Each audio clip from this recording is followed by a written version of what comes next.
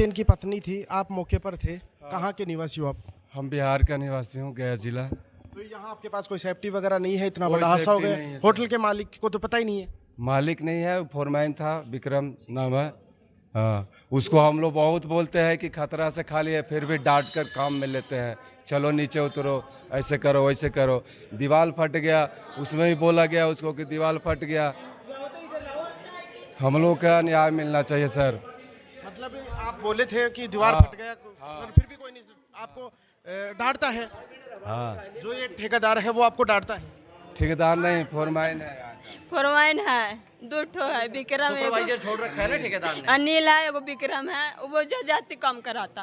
मतलब जबरदस्ती कार्य। हाँ, पानी पीने निकला ना तो अब काम पर राम जी काम करो, और आ गया और चप गया। मतलब कोई जान के कोई कीमत नहीं है, मतलब ये काम पे लगे हुए हैं। पानी पीने खड़ा होता है ना भैया, तो बोलता है ना कि खड़ा होने के लिए पैसा लेते हैं, काम करने के लिए पैसा लेते हैं, काम करो उसे बोलता है, एक घंटा नहीं बैठने देता है। आपके साथ दुर्व्यवहार हो? हाँ, कल थे खड़ा तो कल हमको बहुत बोला कि काम करने के लिए पैसा देते हैं कि खड़ा होने के लिए पैसा देते हैं, से बोला। तब बोले ना कि हम कल चल जाएंगे, मान के 3-4 दिन रह के आऊँगे रूम पर, चल जाएंगे घर में। नहीं, ऐसा हो गया। जयराम जी, करे से पहले भैया बात सुन लो। काम करने से पहले हम जब घड़ी हम देख रहे टाइम, जब 11:30 पर दीवार फटा, तो जो फोरमैन के अनिल के और विक्रम को बताए कि भैया दीवार फट गया है, तो भी नहीं माना, तो भी दबाव कर दिया है कि रोटी बनाओ, मसाला बनाओ, जबरदस्ती करता है। ठेकेदार को बोलने के बाद में भी आपको कोई सुनवाई नहीं करता? नहीं, कुछ नहीं, हमारे को उल्टा डांटता है। कोई भी पता जब महिला रहे, जब लेडीज रहे, आपको ही डांटता है वो ठेकेदार? हाँ, डांटता है, दबाव कर कौन सुने? नहीं है, ठेकेदार नहीं है, फरमाइन कंपनी कैसा है। ठेकेदार का सुपरवाइजर डांटता है आपको? हाँ, डांटता है। जयराम जी, लोकतंत्र में ऐसी देश के आज़ाद हुए काफ़ी साल हो गए, पर देश की ये हालात देखी, मजदूरों को दबाने का प्रयास कर, पानी पीने के लिए खड़ा हो जाते हैं, तो ये बोल रहे कल खड़ा था ना, तो बोला कि खड़ा होने के लिए पैसा लेते हैं, काम करने के लिए पैसा देते हैं, ऐसे बोला था। हैं जाल जुल्म कहाँ से आ गए इनके हौसले बुलंद? देखो, अभी इन मज़दूरों से जो हम हालात इनके सुन रहे हैं, तो पता लग रहा है इस बात का।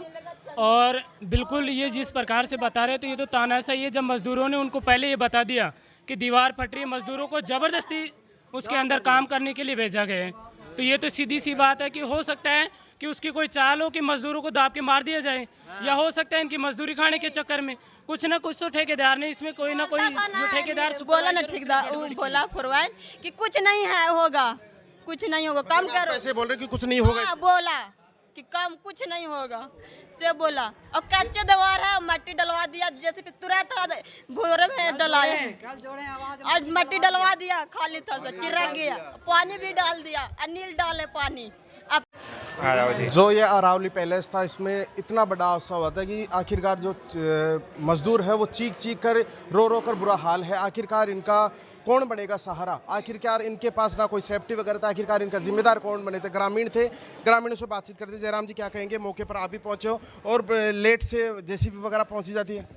लगभग इस घटना को 3.5 घंटे के आसपास हो गए, लेकिन यहाँ प्रशासन के द्वारा न कोई रेस्क्यू, अब जाकर के प्रशासन के द्वारा एक जेसीबी मशीन आई है, और बाकी 3.5 घंटे से कोई रेस्क्यू नहीं किया गया। प्रशासन तो आमेर का पूरा पहुँच गया ना? नहीं, प्रशासन पहुंचने से क्या, अब अगर कोई आपातकालीन घटना घटित हो जाए, उसके लिए इन्होंने रेस्क्यू के लिए इनके पास क्या इंतजाम है? ये घटना घटित हुई, इन्होंने क्या किया 3.5 घंटे में?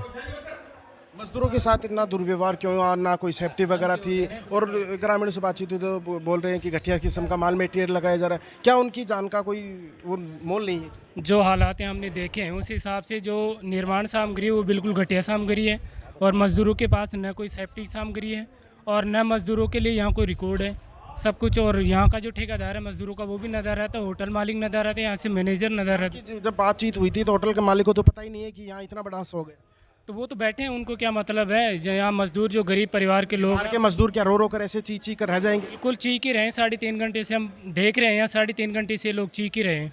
कितने लोगों की मौके पर मौत हो गई? अभी तो सूचने में ये मिला है कि 6 लोगों तो निकाला गया है, उनकी मौत हो चुकी है, और 1 दर्जन से ज़्यादा संख्या दबी हुई बता रही है, कम से कम 30 संख्या के लगभग बताया जा रहा है।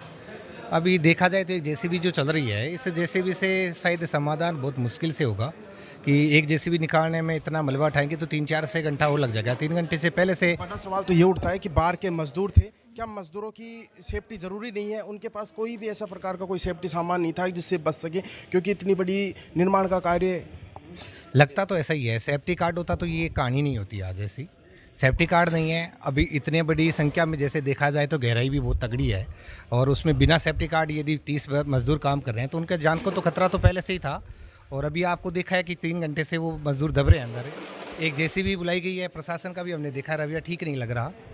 अभी देखो कितना क्या समय लगता है। प्रशासन है आमिर का, वो तो पूरा मौके पर पहुंच चुका है। प्रशासन तो जरूर आ चुका है, लेकिन प्रशासन आने से क्या होगा? कम से कम सेफ्टी कार्ड और रखते, और भी बड़ी मशीनें हैं, एक्सक्यूज भी होना है ना, इतनी जल्दी आप 3 घंटे हो गए इस घटना को, ये प्रशासन आने से होगा क्या? यहाँ आला अधिकारी आ गए हैं, आला अधिकारी आके अपना रो भी तो झाड़ रहे हैं ना।